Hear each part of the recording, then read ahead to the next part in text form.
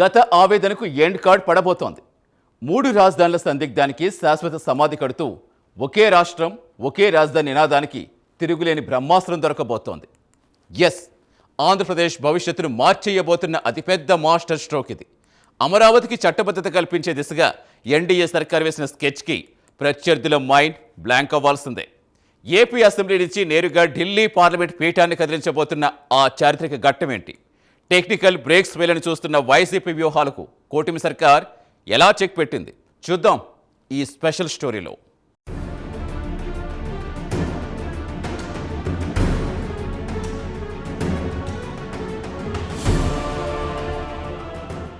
ఆంధ్రప్రదేశ్ రాష్ట్ర చరిత్రలో ఇప్పుడు ఒక సరికొత్త అధ్యయనానికి శ్రీకారం చుట్టుకుంటోంది.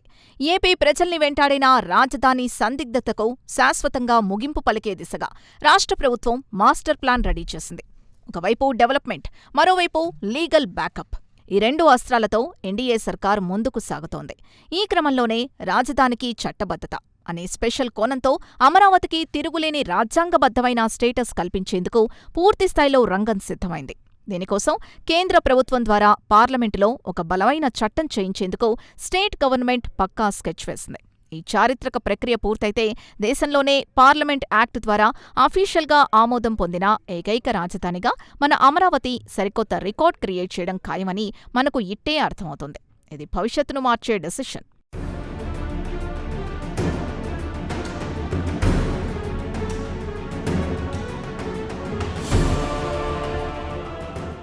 ఈ చారిత్రాత్మక ఘట్టానికి వేదికగా మార్చి 28న ఉదయం 11 గంటలకు అసెంబ్లీ స్పెషల్ సెషన్ జరగనుంది. వెలగపూడిలోని అసెంబ్లీ హాల్లో రాష్ట్ర governor Abdul Nazeer official orders మేరకు ఈ 6వ సెషన్ని కండక్ట్ చేస్తున్నారు.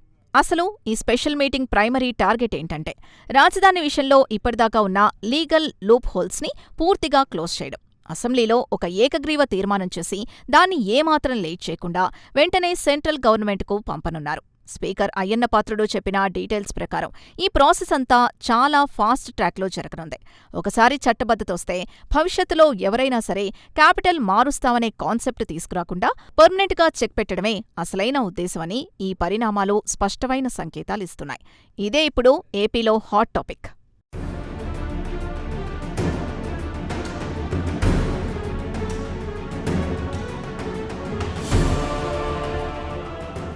ఇక ఈ లీగల్ ప్రాసెస్ ఎలా జరగనుందంటే ముందుగా రాష్ట్ర కేబినెట్ దీనిపై ఒక అఫీషియల్ తీర్మానం చేస్తుంది.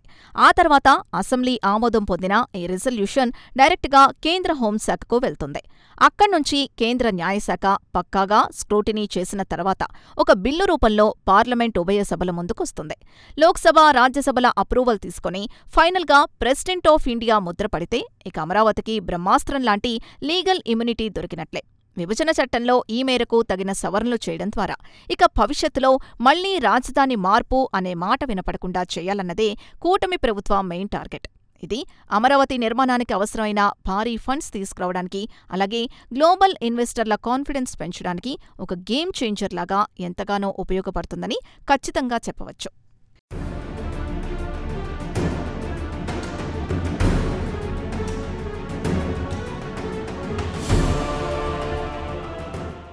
మరోవైపు క్షేత్రస్థాయిలో అమరావతి కన్స్ట్రక్షన్ వర్క్స్పై ప్రస్తుత ప్రభుత్వం స్పెషల్ ఫోకస్ పెట్టింది. గతంలో ఆగిపోయిన ఐకానిక్ బిల్డింగ్స్, విశాలమైన రోడ్ల నెట్వర్క్ లాంటి మెగా ప్రాజెక్టుల్ని ఇప్పటికే ట్రాక్లోకి తెస్తోంది. సీఎం చంద్రబాబు స్వయంగా ఈ పనుల ప్రోగ్రెస్ని రివ్యూ చేస్తూ సెంట్రల్ నుండొచ్చే ఫండ్స్ ఫ్లోని స్పీడప్ చేస్తున్నారు. ఈ డెవలప్మెంట్స్ అన్నీ రాజధాని ప్రాంత రైతులు, సాధారణ ప్రజల్లో ఎన్నో ఏళ్లుగా ఎదురుచూస్తున్న కొత్త ఆశల్ని చిగురింపచేస్తున్నాయి.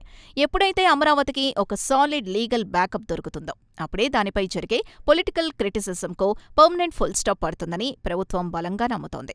ఈ ప్రాజెక్ట్ కేవలం ఒక నగర నిర్మాణం మాత్రమే కాదని, 5 కోట్ల ఆంధ్రుల ఎమోషన్ అని, దానికి చట్టబద్ధత రావడం చారిత్రక అవసరమని విశ్లేషకులు భావిస్తున్నారు.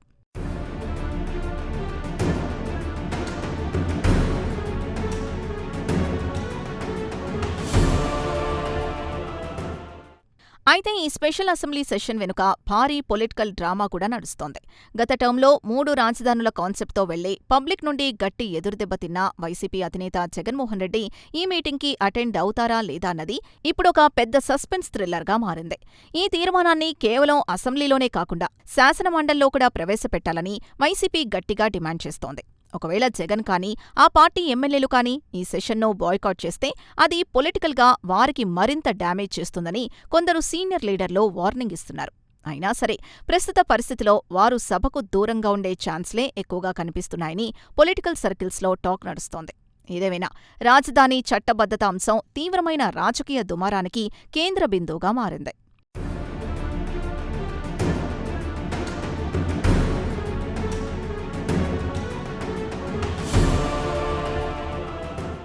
ఇదే సమయంలో వైసీపీ లేవనెత్తుతున్న అభ్యంతరాలు ఒక ప్రధాన చర్చనీయాంశంగా మారాయి.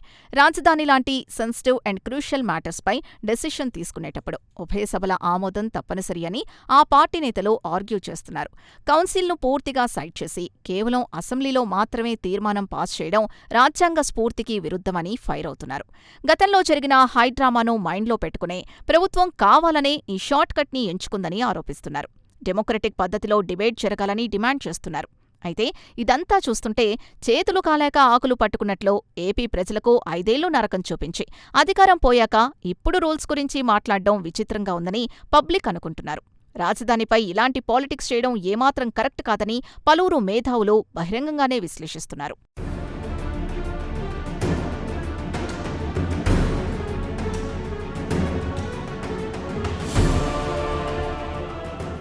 ప్రతిపక్షం చేస్తున్న ఈ కమెంట్స్పై అధికార కూటమి నేతలు కూడా అంతే రేంజ్లో కౌంటర్ అటాక్ చేస్తున్నారు.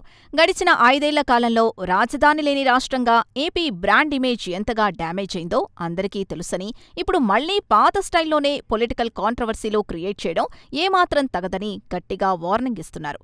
రాజధానికి చట్టబద్ధత అనేది ఏ ఒక్క పార్టీకో సంబంధించిన ఎజెండా కాదని, అది రాష్ట్ర ప్రజలందరి ఫ్యూచర్ అని గుర్తు చేస్తున్నారు. కేవలం టెక్నికల్ రీజన్స్ పేరుతో ఈ హిస్టారిక్ ప్రాసెస్ని అడ్డుకోవాలని చూడటం ఒక చారిత్రక తప్పిదం అవుతుందని హితవు పలుకుతున్నారు. కేంద్ర ప్రభుత్వ గైడ్లైన్స్ ప్రకారమే తాము అసెంబ్లీలో ఈ రెజల్యూషన్ పెడుతున్నామని, దయచేసి దీన్ని అడ్డుకోకుండా కోఆపరేట్ చేయాలని, అనవసరమైన ఇష్యూస్ చేయొద్దని కూటమి నేతలు విపక్ష నేతలకు స్పష్టమైన సంకేతాలిస్తున్నారు.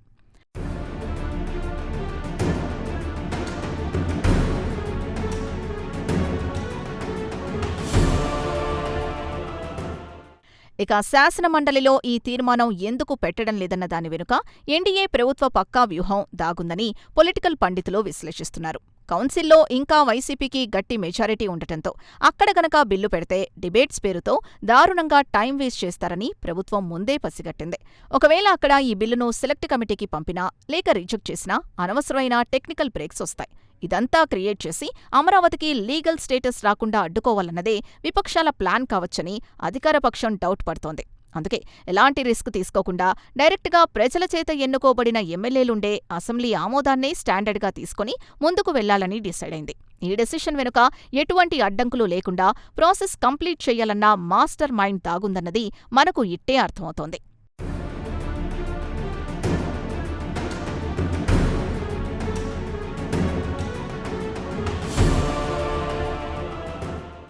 ఇక్కడ ఇంకో కీలకమైన లాజిక్ కూడా ఉంది. ప్రస్తుతం పార్లమెంట్ సమావేశాలు ఏప్రిల్ 4వ తేదీతో ముగియనున్నాయి.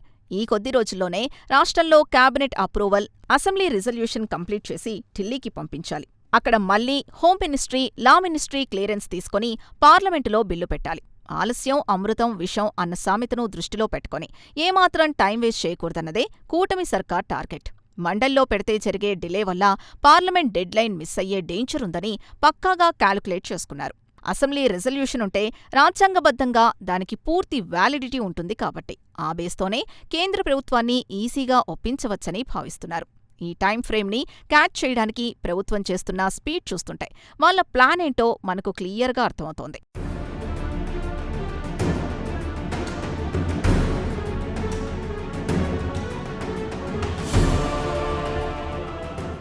ఓవరాల్గా చూస్తే ఈ డెసిషన్ వైసీపీని ఒక రకమైన డిఫెన్స్లో, ఆత్మరక్షణలో పడేసే స్ట్రాటజీ అని పొలిటికల్ ఎనలిస్టులు విశ్లేషిస్తున్నారు.